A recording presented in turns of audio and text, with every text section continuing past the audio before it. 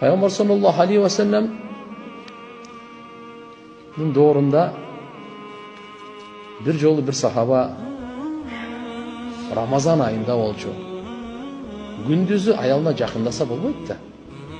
Ал күндүзүн аялына жакындап койгондагы пайгамбарга келип айтты. О Аллахнын элчиси, эмне болду? Өлдүм деди. Неге? Ошо аялга жакындап койдум деди. Пайгамбар айтты, кул азат кыл деди. Кафара, кечирилип кетет деди.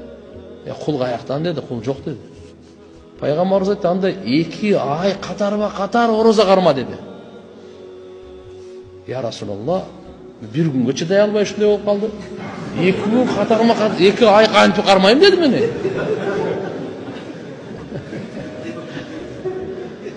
Пайгамбар айтты, анда деди, ага анда деди, сен 60 кембагалдын курсагын тойгоз деди да.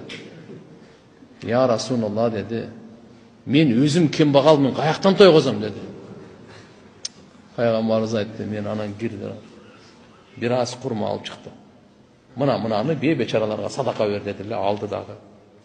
Я Расулаллах, ушул өрөндө менен өткөн бечара жок деди да. Анда өзүң же деди. Худху вастагфир роббак деди. Анда ал дагы өзүң же дагы Аллага истигфар кыл деди. Бар деди.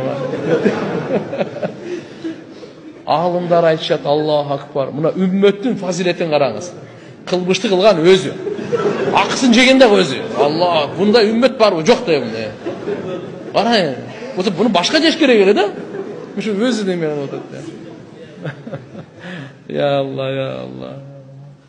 Бул риваят Бухариде келет болгондо да. Сахih Бухариде.